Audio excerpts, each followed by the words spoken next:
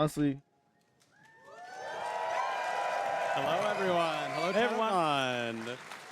Welcome back to Tennocon 2025, and welcome to this year's Sounds of the System panel. We've got an amazing showcase of all the amazing work that these panelists have been working on in the past year, but before I get started, it's my pleasure to introduce these amazing faces on the couch today.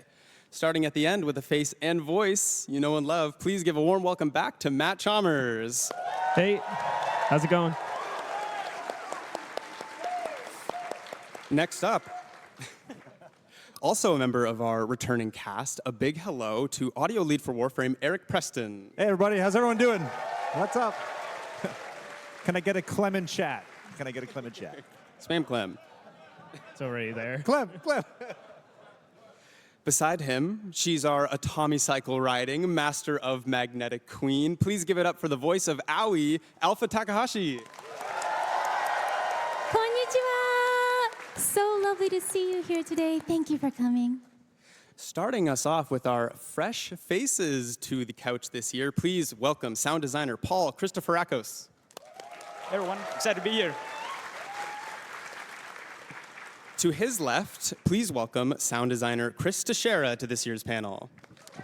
Hey everybody. And last but certainly not least, please also welcome Laura Dickens as a sound designer for Warframe. Welcome. Hi, Tenno. Hi. My name is Zach, and I'm a senior community manager, and I will be your auditory pilot for today. And before we get into it, let me hear you guys. Who was at Tenno concert last night?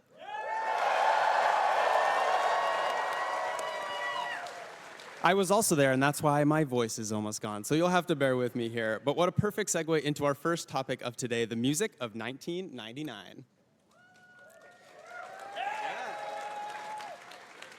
Matt, the last time we chatted, we had only teased some 1999 songs.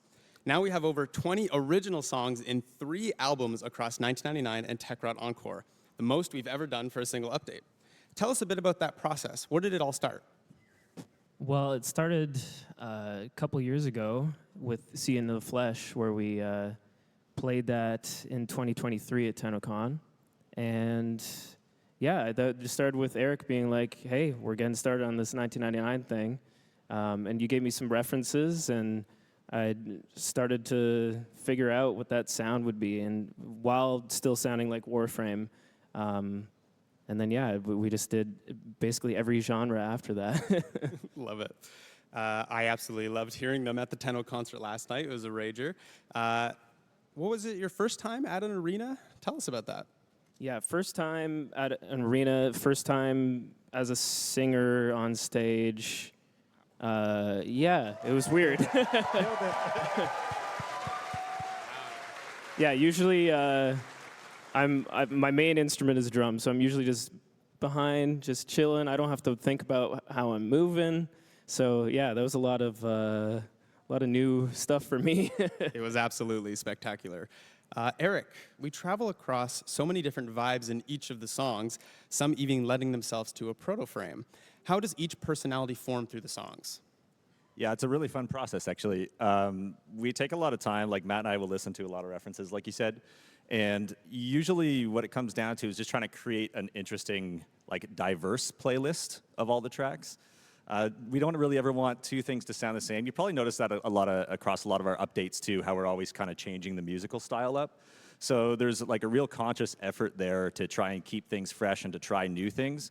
And, like, as you know, Warframe, we go to so many cool places in the game that it's a real treat for us to kind of work with that and try to introduce new melodies, new textures, use new instruments just to create a lot of different flavors of ice cream.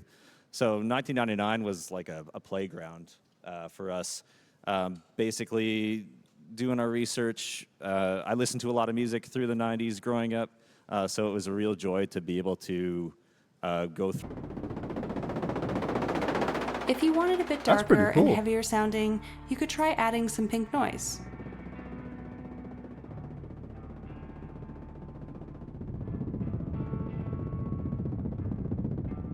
In Reaper, I also added and automated an EQ.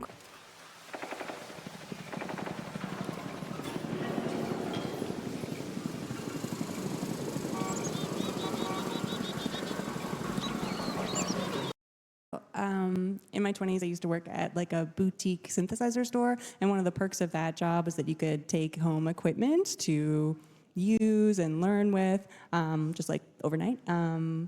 So I learned a lot of like principles of sound design there, and I also got to meet a lot of great artists and instrument designers, and that was kind of like a formative job for me. Yeah. That's so cool. Thanks, Laura.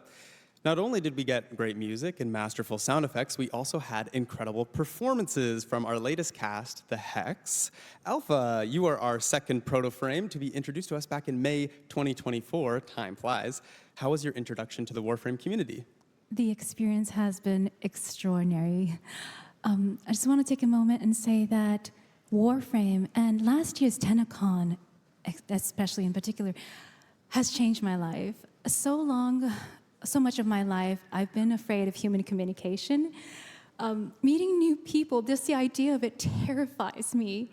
I was frightened to come to any event, and I've never said okay to any appearances, but working with DE staff, by that time it's been almost a year, when they asked me, I was like, okay.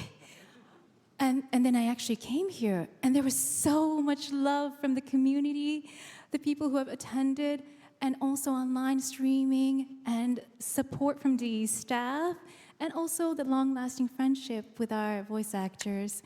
So thank you, each and every one of you who are here today attending the Tennocon and also watching on stream.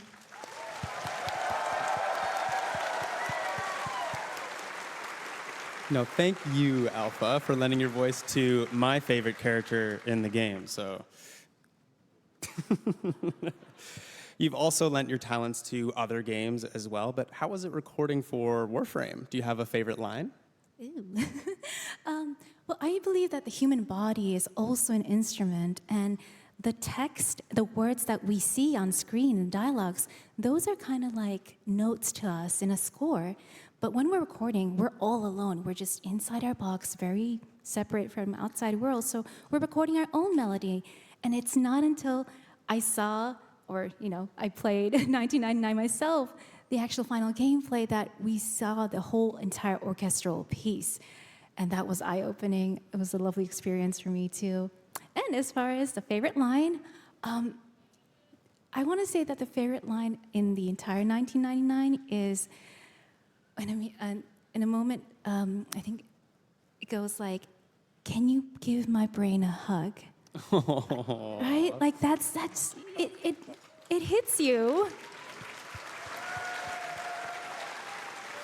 Well, to be able to go from heartbreaking lines from the quest, jokes about the others, and even romance, that's a lot of range. Do you have a routine to get yourself into the recording room? I'm very fortunate to have a studio partner work with me, and every time before going into a recording session, whether it be for Warframe or other fighting games or video games, he plays music, soundtracks, so that I get into that mode. And whenever I'd go into the booth to record Warframe 1999, he would play music from the past Warframe music. Thank you. And that would get me straight into that zone that I need to be into. And after last year's fall update, Kome was playing a lot before my sessions. I love that song. Well, just as a fun fact, Alpha recorded 581 voice lines for 1999 and Tech Rod Encore. That is an incredible feat, so thank you, Alpha, for bringing Aoi to life.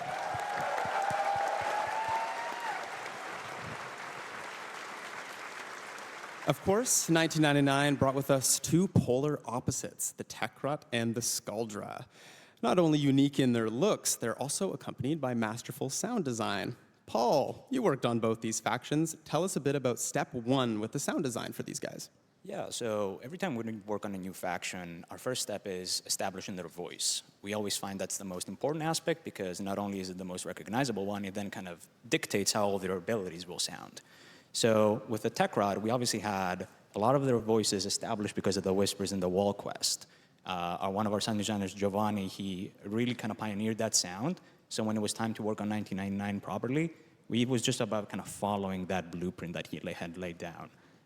We used everything for the voices, our own voices, any device from the 90s that would produce a sound, like a pager or a cell phone ringtone, dial-up modem, arcade jingles, all that kind of stuff. So yeah, and as a fun fact, when I was working on the Babao, it was obviously our mini boss of that faction. It was very hulking, it was very intimidating. And I was like, hey, Eric, let's check it out. And I was like, I think I got to a pretty good spot. And you were like, it's missing something. And you were like, how about you try using James's amazing Ollie lines into the Babao's vocals and just kind of... Was it seeing mesh into the gameplay?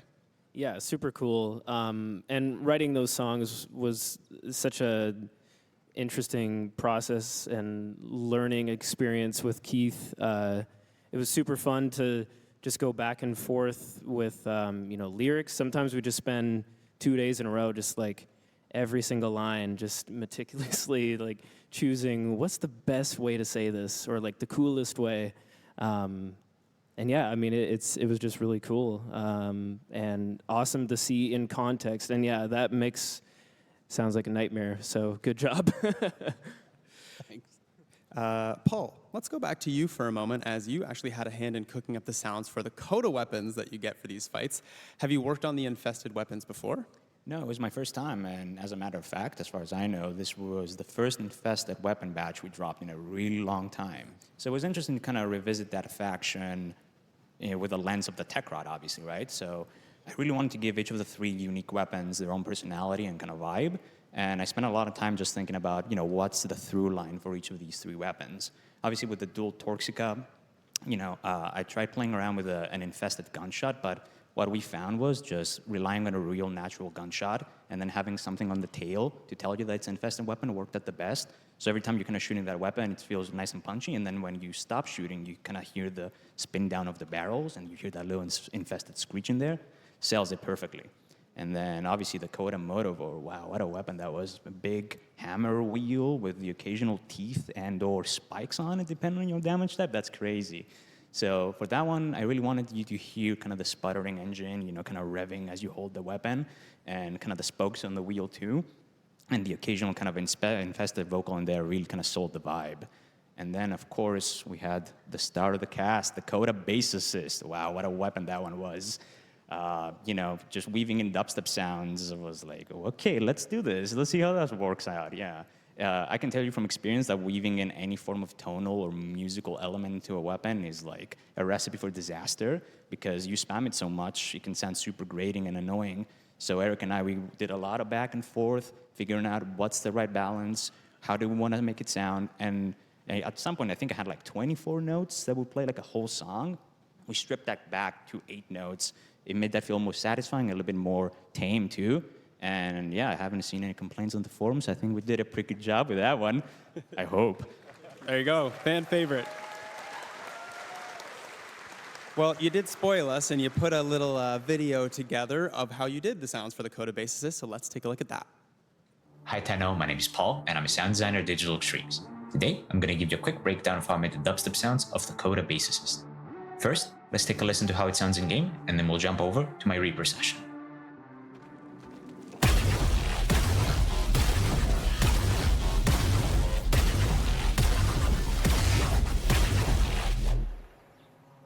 Alright, and now we are in Reaper.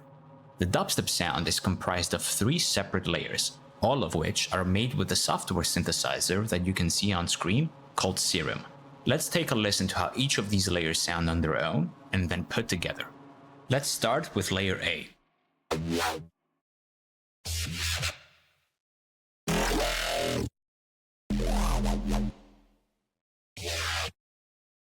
And now everything in layer A combined.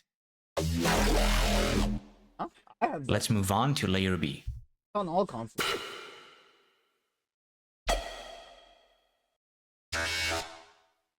And now layer B combined. And lastly, layer C.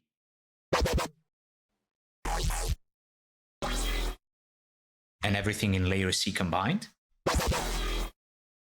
And here's all 3 layers combined with the processing used to create the final sound asset that goes in game.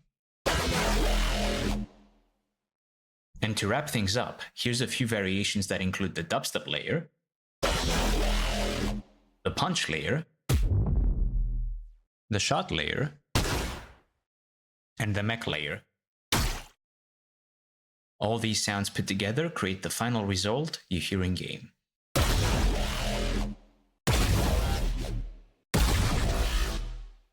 And that's how the dubstep sounds of the Coda bass assist were made. I hope you enjoyed this quick behind the scenes look, and I hope you enjoy the rest of the show. Bye. Amazing. This stage just made me realize that my speakers at home are not as good as the ones here. That's pretty bassy. Well, that's amazing stuff, Paul. Thank you very much. And as much as I would love to chat 1999 for the whole hour, let's take a look back at last year's post-Tennocon update, Kome and the Five Fates.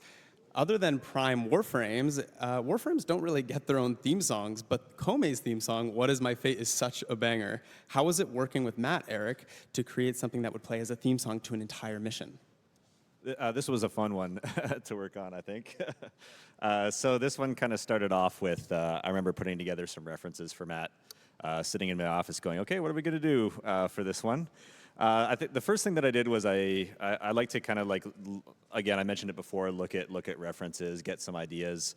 And I remember kind of looking at the Japanese top 10 pop chart and kind of getting a vibe for what tracks were on there and the sound that you get from it, because we wanted it to feel like authentic and kind of an homage to that.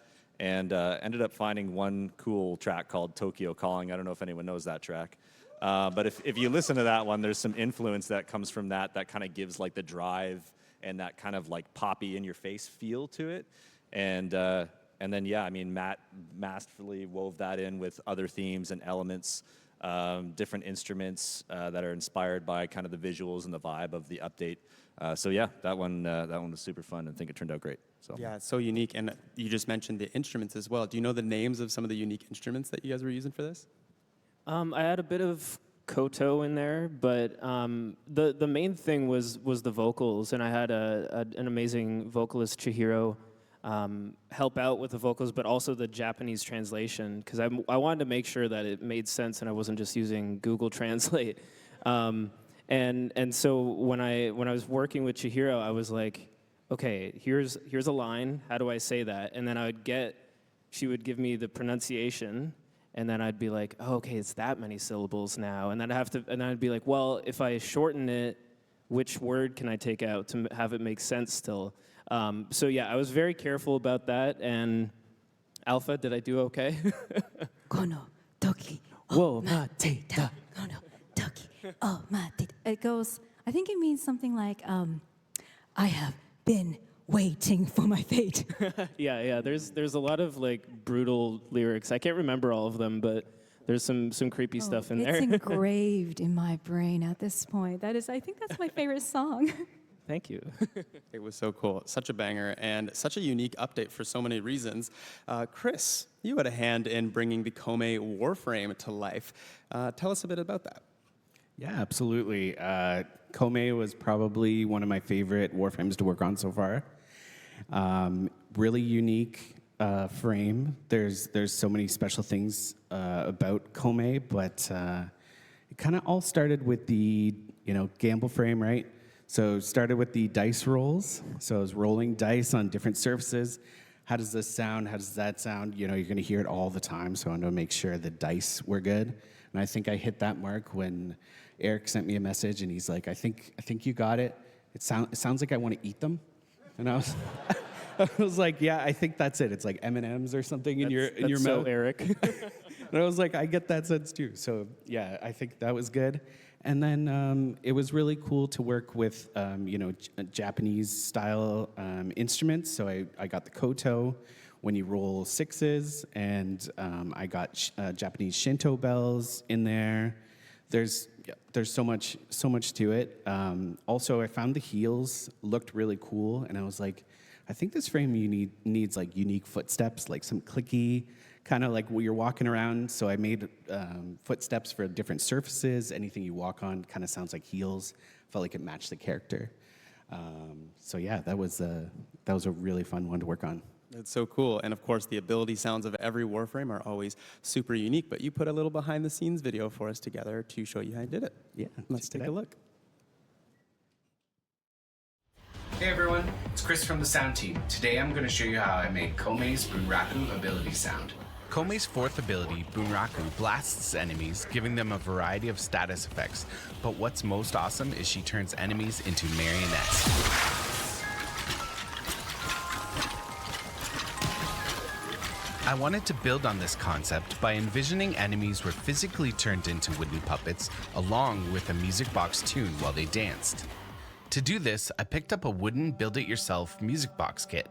It played a cool little tune, but I wanted to make something custom. I started recording it note by note. Instead of sampling in the traditional sense, I used Reaper to split out the notes and put them on a grid to start constructing my song. That way I could splice in mechanical clicks and chords to make it more natural sounding.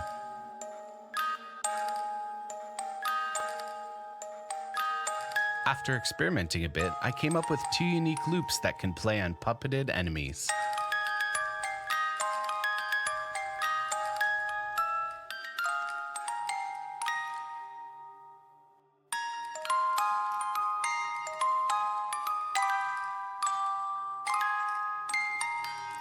I also used some of the wood that came with the kit, as well as some dowels to make the enemy movement sounds.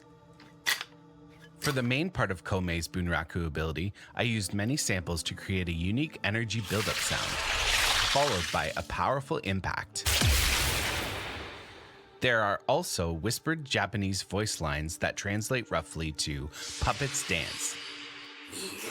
And after combining everything together, here's what it sounds like.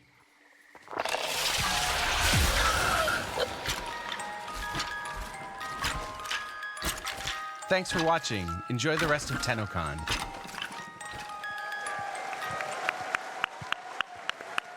The wave is too good. Thank you for it. So good. Also wanted to mention the whispered voice is none other than Alpha. That was my voice? That was your voice, yeah. Yeah, surprise. Thank you. Thank you. No, now I have to play it again. So cool. And Chris, I have to do it to you. You also worked on another fan favorite, Warframe, didn't you? Which frame is that? I did. I worked on Corvex. Any Corvex fans in here? Corvex mention. Thanks, Chris. Well, let's jump ahead to a very recent update where the spider frame came to life. Oh, yeah. Paul, you had the pleasure on working on the sound effects for Araxia. What was your reaction when you were told we were doing a spider frame? Oh, I was so excited. You have no idea. I was so excited, in fact, that I went directly to Eric and I was like, can I work on this, please? Pretty please? And yeah, first come, first serve. Yeah, exactly. Yeah, and usually we're on rotation too. So because I did Side 09 back in December, I wouldn't have worked on a new Warframe for a few more months. But yeah, I kind of cut the line with that one. It was too cool. It was too cool. Yeah. I love it. And a lot of sounds, you use real-life recordings. Did you record any spiders for this one? So, no, spiders don't really make a sound. That's the problem, right? So it was very interpretative. And what kind of happened was, because I was so excited for Araxia, I kind of had a very specific sound for her in mind. So I just went directly in my software Reaper and I just started designing. And by kind of happy accident, I had already designed the fourth ability in like the first day. So that kind of informed all the other abilities. So I didn't really get to record that much. The only thing I did record was for the Syotid, her signature secondary weapon. I really wanted a cool kind of fluid web sound for it. So I kind of just recorded like anything that was kind of a spray that I had lying around my apartment. So like deodorants, foam sprays, shampoos, and stuff like that. Just giving that fluid, organic, whooshy sound. And fun fact, when that weapon was done, I was just playing with Araxia daily, just checking in. All the abilities were done. And up until that point, whenever you would have the fourth ability active and you would dodge, you would just roll like a normal Warframe. But one day, she just started latching onto walls. And I was like, no one told me this. What's this? What? So, yeah, I was like, okay, happy accident there, because I already had recorded all that stuff with the Syotid. I was able kind of to reuse the same source. And, yeah, I think it turned out pretty cool. Yeah. Pretty cool. Okay, so we got pools, alleyways, and bathroom materials for sound design now. Yeah. Love that. And I also have another fun fact for you. So same like Chris, the same thing that Chris said about the footsteps of Komei. I saw the same message where someone was praising Kumei's footsteps. I was like, it would be cool if we did something for Araxia too. So I was like, what do we do? And Rusalka is in this update, and she had some pretty badass sounding heels in 1999. So I was like, and I worked on those. So I was like, how about I kind of bring that stuff over and kind of give it a little bit more of an Araxia spin? So yeah, she's kind of using Rusalka's footsteps in a sense. Interesting. Much to think about. Yeah. Speaking of Rusalka, Alpha, how would Aoi react to Rusalka being in Duviri? Hi. I would run personally, but I was so happy to see her back. Like, Rusalka is one of my favorite characters. The design is spectacular. Like, won't you agree, right? I love it. And of course, to accompany such a design, we needed something with emotional music. Eric, Duviri was already complex with emotion, but now we're throwing the murmur in there. Was it like opening an old cookbook, or did you employ any new techniques for this update? Yeah, I mean, definitely looking for some new textures and kind of remixing some old textures too. The kind of headlining track, Tethra Jirak, was kind of the first thing that came to mind that we worked on. That one, as soon as I kind of saw what we were doing with the spider frame and the landscape that we were fighting in and the boss fight, I knew there had to be some organ in there again. Last time we did organ was in the Zeraman, but definitely wanted to bring that back. So that track heavily features organ. And then some amazing vocals again from Francesca, who's sung on a lot of other tracks for us. So yeah, I mean, Matt, you put those two things together and it sounded awesome. I think on the first pass that you sent me, it was pretty much there. Like it was sounding good right out of the gate. So that was a super fun way to combine a few things that we've done in the past. And then obviously bringing in the Void tongue is always so fun to combine. So yeah, a lot of that was combining like Void tongue, Void chanting with kind of those Duviri elements. And yeah, the lead violin section in the combat track was really cool too. Yeah, shout out Xiao, who played last night at Tenno concert. She had a very difficult part that I wrote for her and somehow did it. I was like, is this possible? She was like, give me 2 weeks and I'll figure it out. And then she came in and nailed it. So yeah, that was a lot of fun. Combining all the classical stuff with the creepy, if Valkyrie struck already, all that kind of stuff. Yeah, very fun. Yeah, it's so fun. And whenever we can, we always try to add live elements to the music. So those little touches kind of on top really push it over the edge. So yeah, hope you enjoyed those tracks. Yeah, did a great job on the Matt. It's such an incredible mix of themes. And guess what? I'm going to take advantage of these big speakers again, and we're going to showcase a little bit of Isleweaver's featured track. Let's take a listen.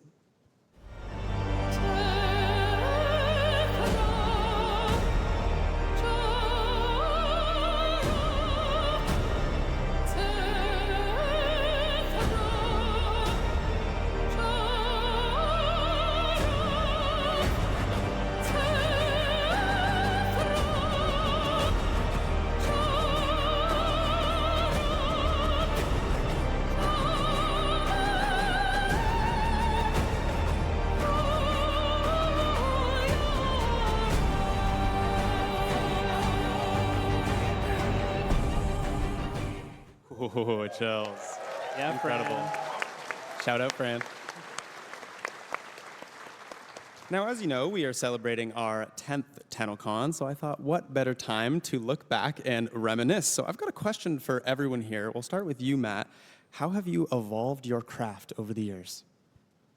I think in the last couple years especially, songwriting has been a more featured element in Warframe. Even when we're doing in-game music like this, I'm starting to think more verse, pre-chorus, chorus than I was before.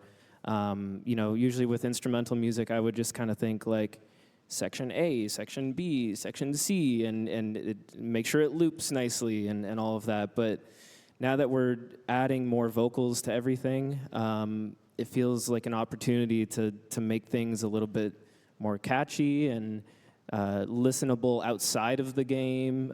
So I think I'm approaching things differently in that sense. And yeah, it's been a lot of fun. That's great. Remind me, what was your first Warframe track that you worked on?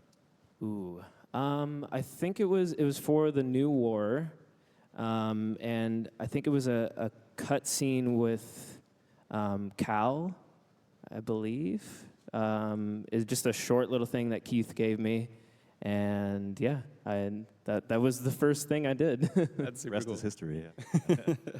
Well, same question to you, Eric. You've been around DE for a while. How have you evolved your craft? Yeah, I mean, Warframe's such a complex game with a lot of combat and a lot of things happening all the time. So I think one thing that I've been striving for and continue to strive for is simplicity and trying to distill things down to kind of only the pieces that you need. Doing that not just with how many sounds are playing and things like that, but distilling emotion down in sound effects and music, and just trying to make things as digestible and readable as possible. It's a big hill to climb, and I'll probably always be climbing it. I love that simplicity.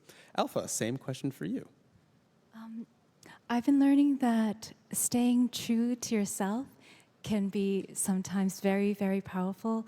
I've been with DE since 2023, and even the course of just the Always dialogues, I've seen the progression of the writing, and it's become sort of closer to what I'd actually say, you know, even in the truck scene. I'm not going to say it right now. Very memeable. And it came as an approval to me, saying it's okay to be yourself and showing that to the outside world. And that can sometimes affect others too. So, yay! I love that. Great answer. Paul, how have you evolved your craft?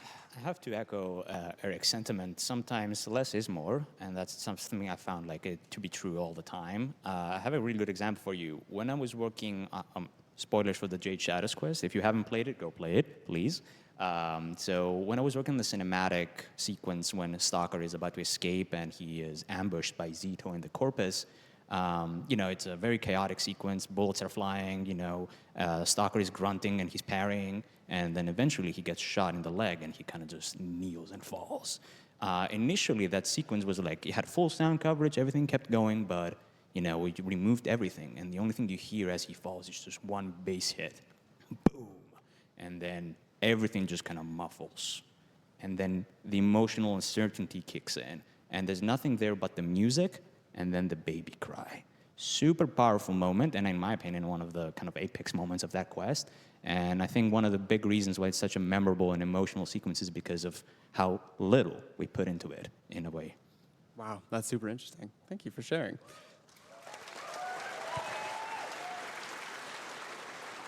And Chris, on to you. Same question.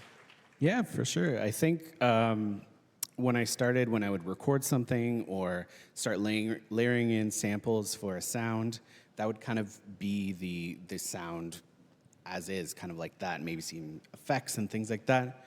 Now I would say I'm more creative with time stretching and pitching, and like the sounds I recorded aren't so sacred. I will mangle them in special ways to make, you know, to wrestle really cool sounds out of them. One example would be Stalker's ship. I took some of his weapon sounds and his voice, and I pitch shifted it, and then it turned into this like crazy sci-fi ship sound just from his voice and his weapon sounds, pitch shifted, stretched out, like just, you know, as simple as that. So.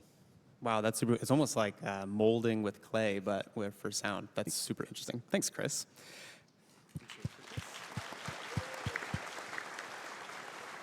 And Laura, same question for you. Yeah, so I'd say the biggest way in which my craft has improved, I also started in like 2023, would be just working with a team, with an incredible team, getting their insight, getting their feedback, getting to like experience their work and see how the sausage is made. That has been the most impactful on my craft. So working with others. I love that. And a huge shout out to Laura for making a fan favorite, the Palm 2 music that you hear for the Kim Chat. This is Laura's specialty. So.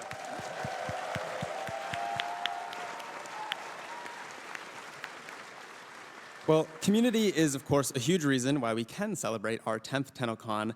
And I just have to say, under every comment section of the videos that we post, you guys are giving our amazing sound team such huge praise. My favorite comment is that DE is just a music studio that makes games on the side. So big round of applause to the whole sound team at DE.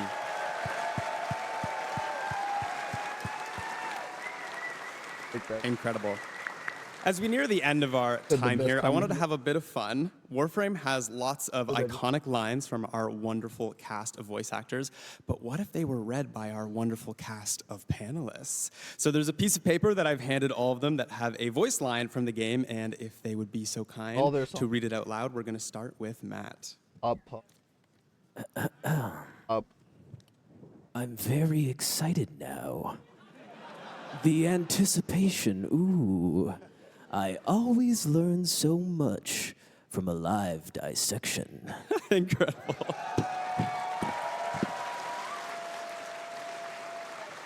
And of course, that's from the amazing Till Rigor. Okay, Eric, you're up. The Void Storm's intensity is approaching level 5. 5 is the worst, by the way. Amazing. Thank you. And Alpha, your voice line. Let's see. Objects that have affected one another continue to affect one another even when they're separated. I've missed you. Oh. Love it. All right, Paul, you're up. Your weapons make music, and the enemy calls for a song. Amazing. And Chris. Remember to I did take voice care of acting yourself, class in operator. college. We Pressure actually had creates to, like, read diamonds, one-liners. yes, but it also creates rubble. Awesome. And Laura. Dream not of what you are, but of what you want to be. Oh, a classic. It is Thanks, Laura. I have a piece of paper too. Look at them. They come to this place when they know they are not pure. Tenno, use the keys, but they are mere trespassers. Only I, Vor, know the true power of the void.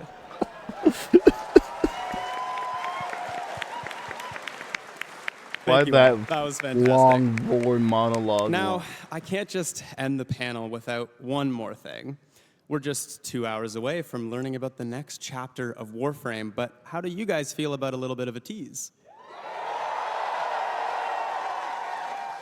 Well, Eric, what are we about to show? No spoilers, of course. Well, this is where we're headed musically with Warframe. We've just come off some crazy grunge 99 tracks, and we wanted to go almost the exact opposite direction.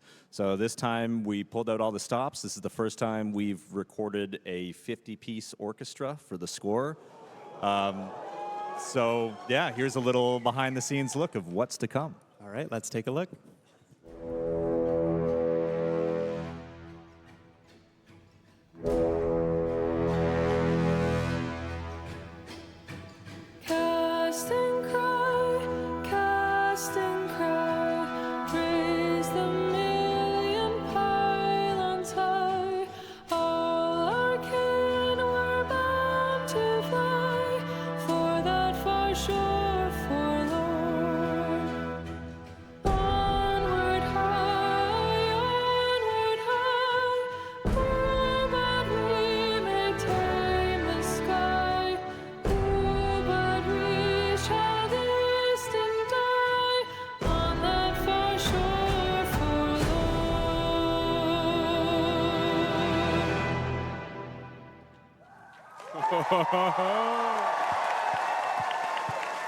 Chills, chills, chills, chills. So stay tuned for Tenno Live to see where that music will play tonight.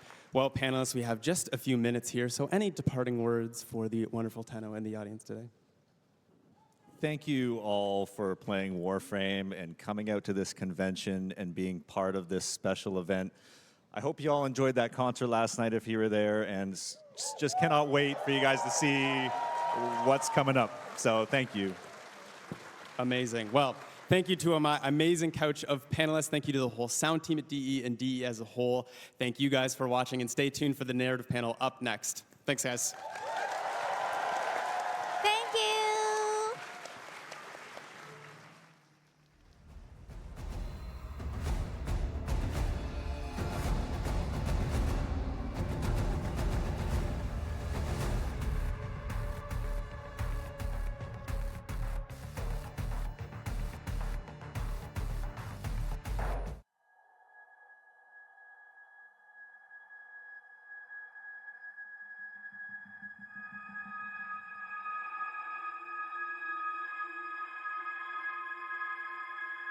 We're in circle.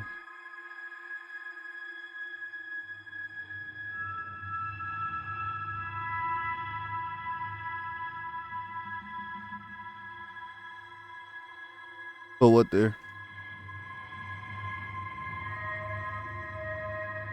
That box.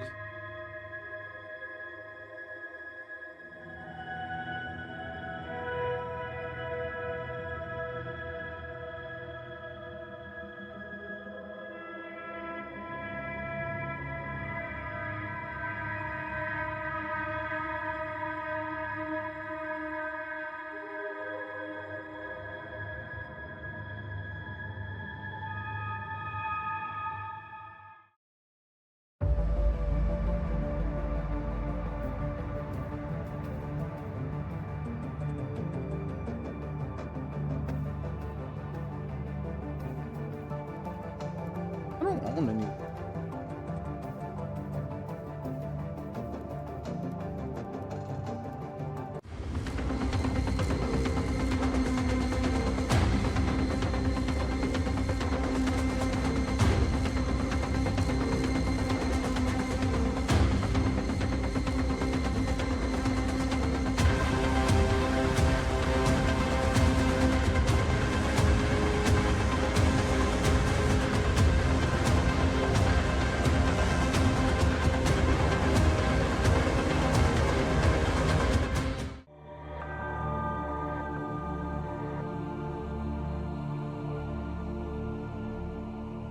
What is the name of Ombas birthday?